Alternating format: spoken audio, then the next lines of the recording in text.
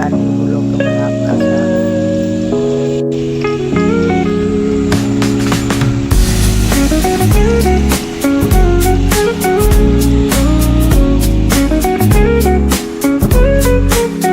ये कोई इधर का नजारा रत्नागिरी रेलवे स्टेशन का,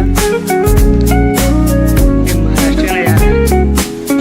कोई इधर का नजारा कैसा महाराष्ट्र का।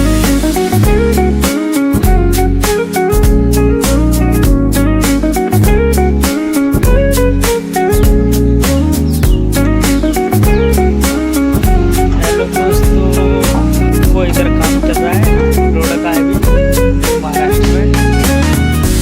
ये नया रोड रखा है एकदम, कम से कम इसको शुरू हुआ है कम से कम 3 साल होगा काम करते करते, अभी तक काम हुआ नहीं इसका। तो कम से कम लग जाएगा 4-5 साल और लगेगा इस रोड में बनाने में। इधर बहुत मेहनत लगता है ना बनाने की।